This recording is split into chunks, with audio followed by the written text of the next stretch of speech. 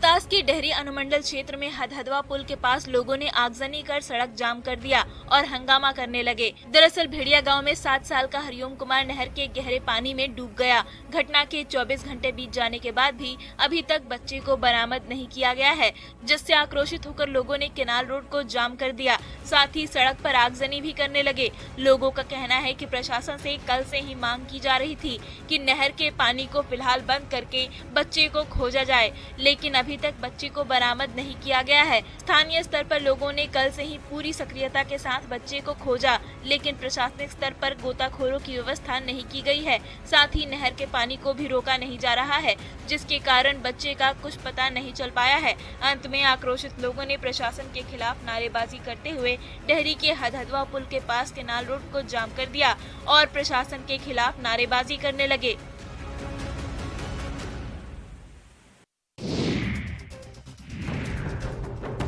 औरंगाबाद में एक विक्षिप्त से दिखने वाले शख्स ने कैनरा बैंक के एटीएम में जमकर तोड़फोड़ की है। मामला नगर थाना क्षेत्र के एमजी रोड स्थित एटीएम का बताया जा रहा है। शख्स की सारी करतूत सीसीटीवी में कैद हो गई है। तस्वीरों में साफ देखा जा सकता है कि एक शख्स एटीएम के पास आता है और उसका दरवाजा खोलने की कोशिश करता है, और जब दरवाजा नहीं खुलता है तो उसे जबरदस्ती खोलता है, जिससे गेट में लगा सारा शीशा टूटकर बिखर जाता है। वहीं इस तोड़फोड़ में विक्षिप्त के पैर पर ही शीशा टूटकर गिर जाता है और उसको भी चोटें आई, जिसके बाद शख्स के पैर से खून निकलने लगता है और वो वहां से चला जाता है। वहीं जब केबिन में बैठे मैनेजर ने विक्षिप्त की इस करतूत को देखा तो वो दौड़े दौड़े नीचे आए। वहीं एक व्यक्ति एटीएम के पास बैठा है और उसके पैर से भी खून निकल रहा था। पूछने पर उस शख्स ने कुछ नहीं बताया। मैनेजर ने इसकी सूचना नगर थाने को दी, जिसके बाद मौके पर पहुंची नगर थाना की पुलिस आगे की कार्रवाई के लिए उसे अपने साथ थाना लेकर चली गई है।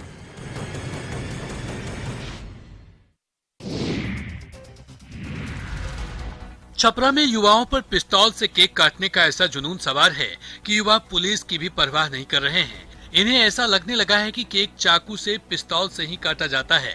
ऐसा ही एक वीडियो फिर से सोशल मीडिया पर तेजी से वायरल हो रहा है, जिसमें कुछ लड़के पिस्तौल से केक काटते नजर आ रहे हैं।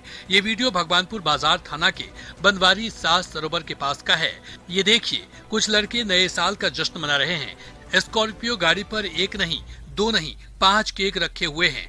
ब्लैक शर्ट पहने लड़का केक काटना चाह रहा है। फिर एंट्री होती है देसी कट्टे की। ये देखिए, युवक तमंचा निकालता है और कैमरे के आगे अपना शो ऑफ भी करता है। फिर एक एक करके 5 केक को पिस्तौल से काटता है। जैसे ही केक काटा जाता है, सारे लड़के शोर मचाने लगते हैं। इस दौरान बाकायदा वीडियो भी बनाया जाता है और अब युवाओं का यह वीडियो सोशल मीडिया पर जमकर वायरल हो रहा है। हालांकि न्यूज़ 18 इस वायरल वीडियो की पुष्टि नहीं करता, लेकिन वीडियो वायरल होने के बाद पुलिस इन युवकों की तलाश में जुट गई है।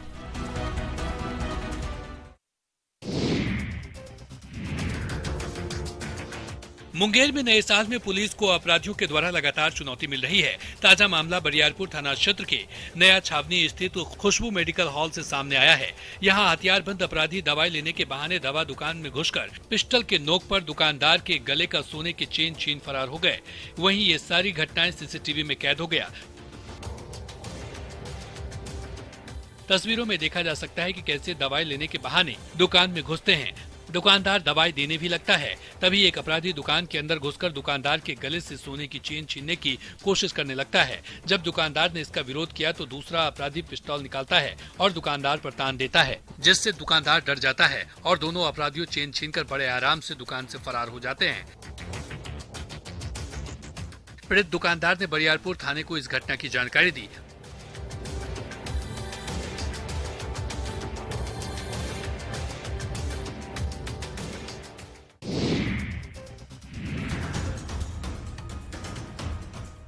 मुंगेर के तारापुर थाना क्षेत्र के बेहमा गांव में कुछ ग्रामीणों ने एक युवक पर चोरी का आरोप लगाकर उसकी बेरहमी से पिटाई कर दी।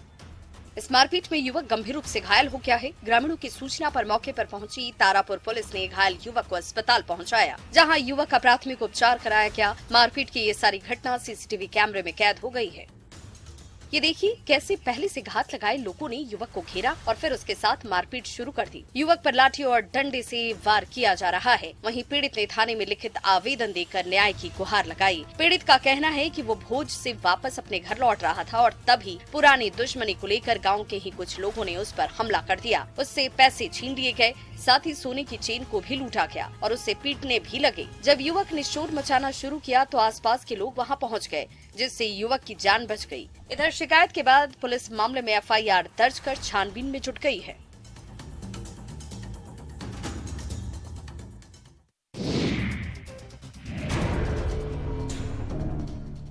पटना के मसौढ़ी के कोसुत गांव में अज्ञात लोगों ने किसान के खलिहान में आग लगा दी, जिसमें 15 बीघा की फसल जलकर खाक हो गई। बताया जाता है कि इसमें 3 किसानों की फसल जलकर खाक हो गई है। इस मामले में किसान ने अज्ञात लोगों के खिलाफ थाने में मामला दर्ज करवाया है। तस्वीरों में भी आप देख सकते हैं कि किस तरह से आग लगी हुई है और लोग आग बुझाने में लगे हुए हैं। आग असामाजिक तत्वों द्वारा लगाई गई थी। वहीं पुलिस मामले की जाँच कर रही है।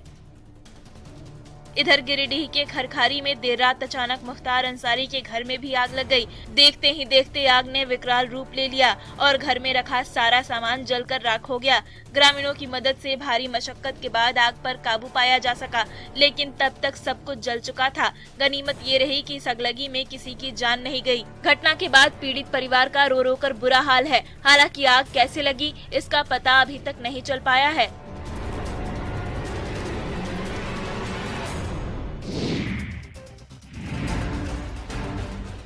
रामगढ़ के नारायणपुर में मामूली विवाद में 2 गुटों में मारपीट का मामला सामने आया है। मारपीट का वीडियो सोशल मीडिया पर वायरल होने लगा है। बताया जा रहा है कि पूरा विवाद तेज रफ्तार कार चलाने से रोकने पर शुरू हुआ। देखते ही देखते मामला इतना गर्मा गया कि लाठी डंडे चलने लगे।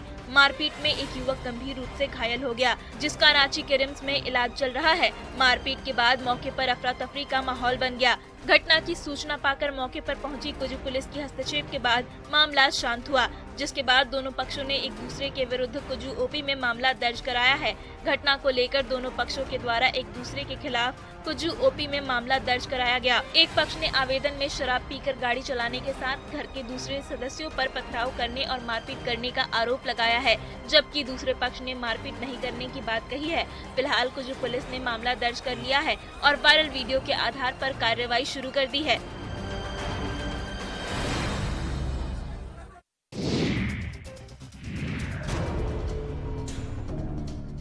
मुंगेर में नए साल की पार्टी में शामिल नहीं किए जाने पर गोल्डी मिर्जा ने सौरभ कुमार को गोली मार दी। मामला मुफस्सिल थाना क्षेत्र के सुतुरखाना सलेमपुर का है, जहां 18 वर्षीय सौरभ कुमार को गांव के ही गोल्डी मिर्जा नाम के युवक ने रविवार की देर रात गोली मार दी। जानकारी के अनुसार सौरभ अपने दोस्त अंकित, मिथिलेश और अन्य दोस्तों के साथ बगीचे में चिकन पुलाव की पार्टी कर रहा था। रात के करीब 11:30 बजे गोल्डी मिर्जा वहां अपने दोस्तों के साथ पहुंचा और पार्टी में शामिल करने की जिद करने लगा, लेकिन सौरभ ने उसे मना कर दिया, जो गोल्डी को नागवार गुजरा और गोल्डी और सौरभ के बीच मारपीट हो गई। रात 12 बजे सौरभ और सभी दोस्त खाना खाकर वापस घर चले गए। इसके बाद गोल्डी उसे घर से बुलाया। घर से कुछ दूर पर गोल्डी ने सौरभ पर गोली चला दी। गोली सौरभ के पेट में लगी, जिसे बेहतर इलाज के लिए पटना रेफर कर दिया गया है। पुलिस ने कार्रवाई करते हुए आरोपी युवक गोल्डी मिर्जा को गिरफ्तार कर लिया है। उसके पास से देसी पिस्टल, 2 कारतूस और एक खोखा बरामद हुआ है।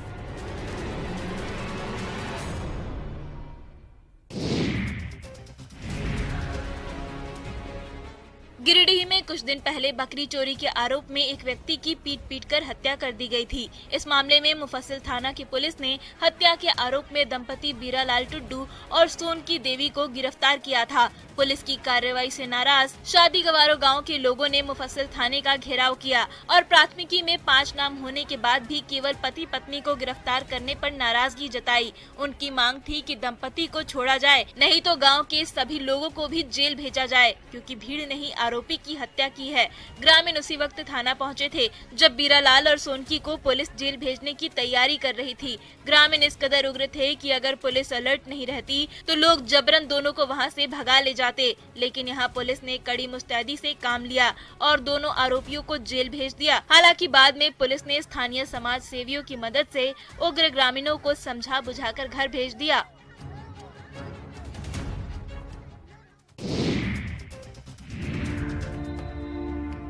जमशेदपुर के ग्रामीण इलाकों में पत्थर तोड़कर अपना पेट पालने वाले मजदूर लगातार लाइलाज बीमारी सिलिकोसिस की चपेट में आ रहे हैं।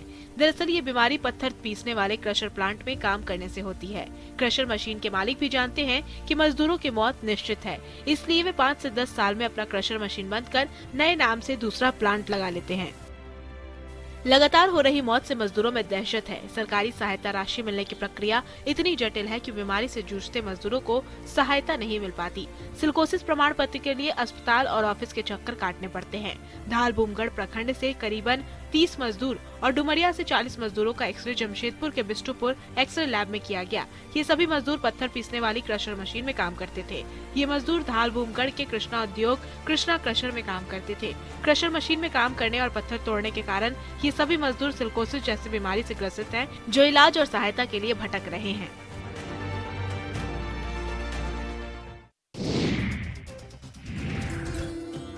गिरिडीह में पारसनाथ को जब से पर्यटक स्थल घोषित किया गया है, तब से देश भर में सरकार के फैसले के खिलाफ विरोध प्रदर्शन जारी है।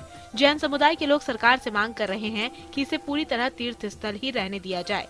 उनकी आशंका है कि टूरिस्ट स्पॉट बनने से यहाँ मांस और मदिरा का सेवन बढ़ सकता है, जिससे यहाँ की पवित्रता और आस्था प्रभावित हो सकती है। वहीं पारसनाथ में देश भर से जैन धर्मावलंबियों का आना लगातार जारी है। वहीं आने वाले समय में कई धार्मिक कार्यक्रमों को लेकर जैन समुदाय की कमेटी की हाई लेवल मीटिंग हुई, जिसमें देश भर के कमेटी पदाधिकारी शामिल हुए और कार्यक्रम के साथ इंतजाम पर चर्चा की। 4 जनवरी को मुंबई में पारसनाथ मामले को लेकर जैन समुदाय की ओर से राष्ट्रव्यापी आंदोलन किया जाएगा।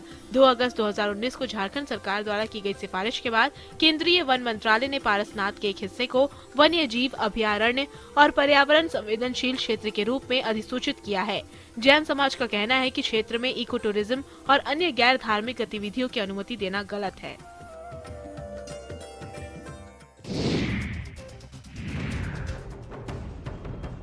कैमूर के बेतरी बिस्कोमान भवन पर यूरिया के लिए किसानों की लंबी लंबी कतार लगती है, लेकिन किसानों को खाद नहीं मिल रहा है। वहीं किसानों ने बताया कि धान कटने के बाद गेहूं की खेत में बुआई हो गई है, जिसके बाद यूरिया खाद की आवश्यकता होती है, जिसकी बाजार में अभी काफी किल्लत है। जहां खाद मिल रहे हैं, वहां खाद लेने के लिए किसानों की लंबी लाइनें लग रही हैं।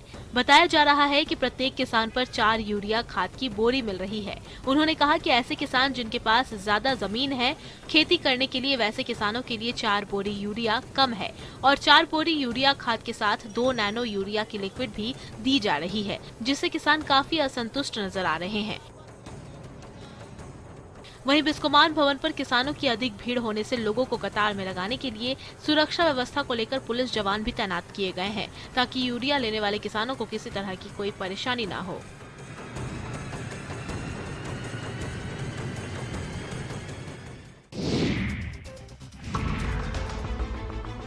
पलामू के बंधुडीह गांव में खनन विभाग ने बालू माफियाओं के खिलाफ बड़ी कार्रवाई की है। विभाग ने गांव के 21 ठिकानों पर छापा मारा और 36,500 CFT बालू जब्त किया। जिला खनन पदाधिकारी ने छतरपुर थाना पुलिस की मदद से छापेमारी की और बालू को जब्त कर अवैध भंडारण में शामिल आरोपियों के खिलाफ नामजद FIR दर्ज कर ली है। दरअसल खनन पदाधिकारी को स्थानीय ग्रामीणों द्वारा सूचना दी गई थी कि छतरपुर थाना क्षेत्र के बंधुडीह ग्राम तिलैया में अलग अलग ठिकानों पर नदी से अवैध रूप से बालू का उठाव कर भंडारण किया जा रहा है। इस सूचना के आधार पर जिला खनन पदाधिकारी आनंद कुमार ने छापेमारी कर भंडारण किए गए बालू को जब्त किया और इसमें संलिप्त करीब 6 से ज्यादा लोगों के खिलाफ नामजद FIR दर्ज की गई है। वहीं लगातार जिले में अवैध रूप से बालू का उठाव का मामला सामने आ रहा है, जिस पर स्थानीय प्रशासन कार्रवाई भी कर रहा है, लेकिन बालू माफिया मानने को तैयार नहीं है।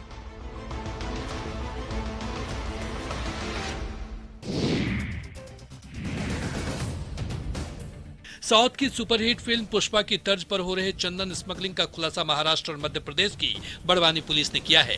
दरअसल महाराष्ट्र के नवापुर इलाके में लगातार चंदन पेड़ की चोरी हो रही थी, जिस पर पुलिस ने जाल बिछाकर कुछ तस्करों को पकड़ा। पूछताछ में तस्करों ने बताया कि वो चंदन की स्मगलिंग कर उसे बड़वानी की एक फैक्ट्री में पहुंचा देते हैं, जहां चंदन की लकड़ी से तेल निकालने का काम होती है। सूचना पर महाराष्ट्र पुलिस ने बड़वानी पुलिस के साथ मिलकर फैक्ट्री पर रेड डाली तो वहाँ 2-2 क्विंटल से ज्यादा की चंदन की लकड़ी और करीब 19 लाख कीमत के चंदन का तेल बरामद हुआ। वहीं 2 क्विंटल चंदन की लकड़ी पकड़ी गई, उसे मिनी ट्रक के चेसिस को काटकर बनाए बक्से में छिपाए गए थे। पुलिस का कहना है कि इनकी मोबाइल लोकेशन और पूछताछ के हिसाब से आगे और कार्रवाई की जाएगी। महाराष्ट्र पुलिस को इस मामले में बड़े खुलासे की उम्मीद है, लेकिन बड़ा सवाल यह है कि यह फैक्ट्री यहाँ कितने वर्षों से संचालित हो रही थी और इस कारखाने की स्थानीय पुलिस और वन विभाग को भनक नहीं थी।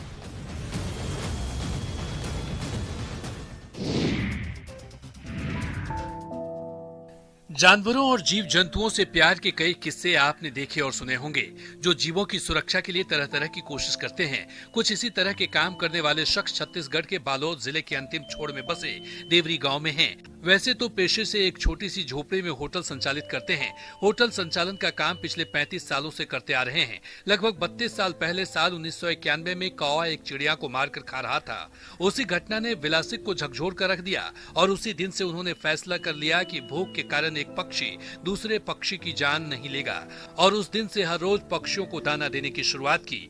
रोज सुबह 4 बजे उठकर वह अपनी पत्नी के साथ अपने होटल पहुंचते हैं और सबसे पहले पक्षियों के लिए खस्ता तैयार करते हैं और जैसे ही सूरज उगने का समय होता है तो खस्ता को टुकड़ों में तोड़कर सड़क पर बिछा देते हैं और सीटी बजाते ही सैकड़ों पक्षी खस्ता खाने के लिए वहां पहुंच जाते हैं। विलासिक का मानना है कि अगर सभी पक्षियों का पेट भरा हो तो वो एक दूसरे को नहीं मारेंगे।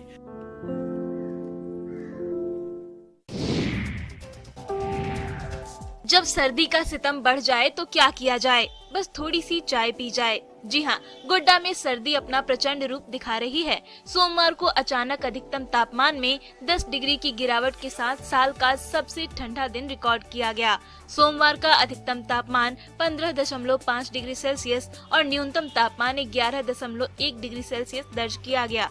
ऐसे में लोग अपनी सर्दी भगाने के लिए सांवली सलोनी चाय का सहारा ले रहे हैं। गर्मा गर्म चाय को पीने के लिए टी स्टॉल पर लोगों की भीड़ देखी जा सकती है। वैसे सर्दी हो या गर्मी, चाय के लिए लोगों की दीवानगी कभी कम नहीं होती है। पर ठंड के दिनों में लोग चाय के कुछ ज्यादा ही दीवाने हो जाते हैं। वहीं चाय दुकानदार बताते हैं कि मौसम बदलने के बाद चाय की बिक्री भी बढ़ गई है। दुकान पर लोगों की भीड़ लगी हुई है। इधर मौसम विभाग का अनुमान है कि पूरे संथाल परगना में 4 तारीख तक घना कोहरा छाया रहेगा, जिससे सर्दी और बढ़ने की संभावना है।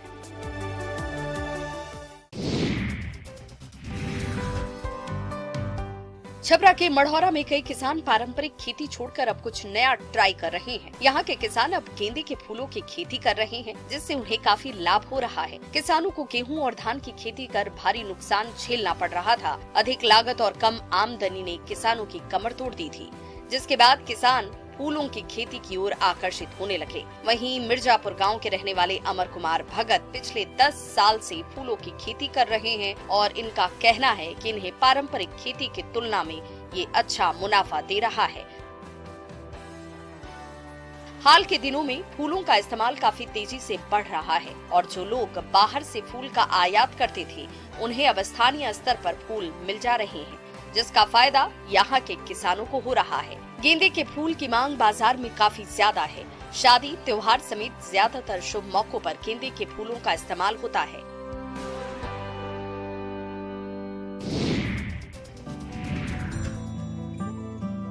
धनबाद जिले के विभिन्न पिकनिक स्थलों पर नए साल के आगमन होने पर पिकनिक मनाने वाले लोगों की भीड़ उमड़ रही है।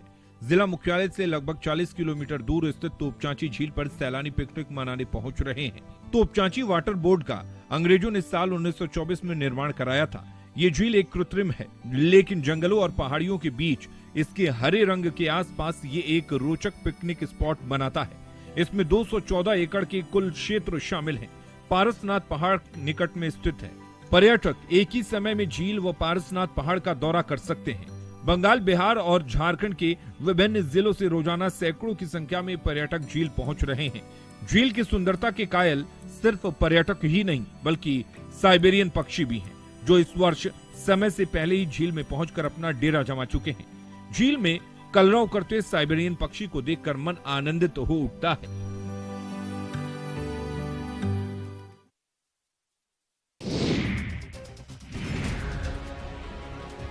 बिहार में नगर निगम चुनाव का परिणाम आ चुका है। नगर सरकार चुनने में लोगों ने जो दिलचस्पी दिखाई है, उसके लिए मतदाताओं की जोश की तारीफ हो रही है। मगर इसी बीच चुनाव के बीच कई प्रत्याशियों की चर्चा पूरे बिहार में हो रही है।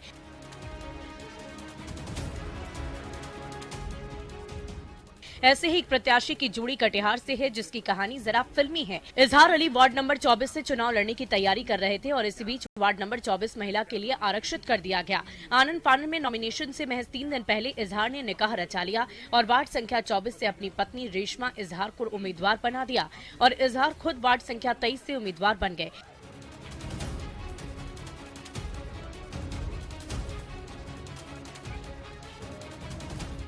चुनावी परिणाम आने के बाद और वार्ड संख्या 24 से रेशमा इजहार को जीत मिली। दोनों जीत के बाद काफी खुश नजर आ रहे हैं। वहीं चुनाव के लिए दोनों की शादी इलाके में चर्चा का विषय बनी हुई है। मकर संक्रांति को लेकर भागलपुर का बाजार तिलकुट से गुलजार हो गया है। तिलकुट की डिमांड को देखते हुए कारीगर दिन रात तिलकुट तैयार करने में जुटे हुए हैं। भागलपुर के बाजारों में चीनी, गुड़, खोआ सहित कई प्रकार के तिलकुट उपलब्ध हैं। लोगों को सबसे ज्यादा गुड़ का तिलकुट पसंद आ रहा है। दूर दराज से लोग तिलकुट खरीदने के लिए यहाँ के बाजार पहुँच रहे हैं। वहीं सही बिक्री नहीं होने से दुकानदारों में निराशा देखी जा रही है, लेकिन पिछले साल की अपेक्षा इस साल बाजार अच्छा है। दुकानदारों को उम्मीद है कि मकर संक्रांति के दिन तिलकुट की बिक्री ज्यादा होगी। दरअसल मकर संक्रांति के दिन तिल खाने की धार्मिक महत्वता है और साथ ही धार्मिक के अलावा मकर संक्रांति के दिन तिल और गुड़ का वैज्ञानिक महत्व भी है। मकर संक्रांति के समय उत्तर भारत में सर्दियों का मौसम रहता है और तिल गुड़ की तासीर गर्म होती है। सर्दियों में गुड़ और तिल के लड्डू खाने से शरीर गर्म रहता है। साथ ही ये शरीर में रोग प्रतिरोधक क्षमता को बढ़ाने का काम करता है।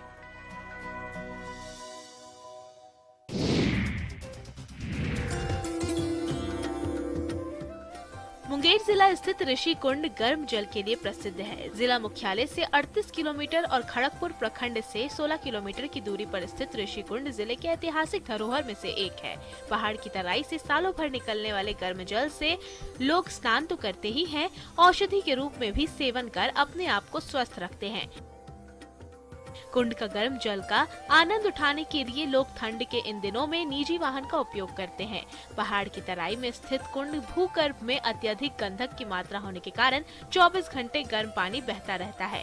गर्म पानी बहने वाले स्रोत के पास एक तालाब है जिसे ऋषि कुंड कहा जाता है। कहा जाता है कि व्यक्ति चाहे लंबा हो या छोटा, कुंड का पानी उसके कमर के आसपास तक ही होता है। हालांकि ऋषि कुंड का अब तक विकास नहीं हो सका है। इसे पर्यटन स्थल के रूप में विकसित नहीं किया जा सका है, जिसके कारण यहाँ पर और काफी गंदगी देखने को मिलती है।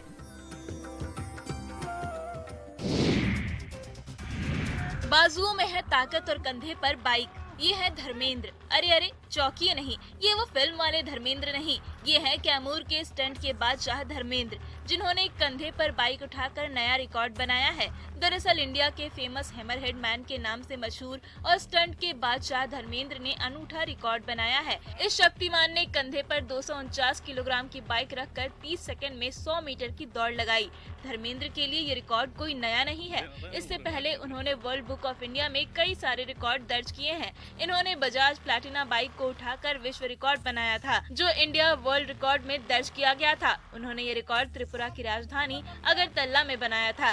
इस प्रतियोगिता में 21 देशों के प्रतिभागी को पछाड़कर धर्मेंद्र ने विश्व रिकॉर्ड बनाया था। धर्मेंद्र त्रिपुरा राइफल में इंस्पेक्टर के पद पर तैनात हैं। धर्मेंद्र ने यह नया रिकॉर्ड 31 दिसंबर 2022 को बनाया है। इससे पहले भी धर्मेंद्र ने कई सारे रिकॉर्ड बनाकर देश का नाम ऊंचा किया है।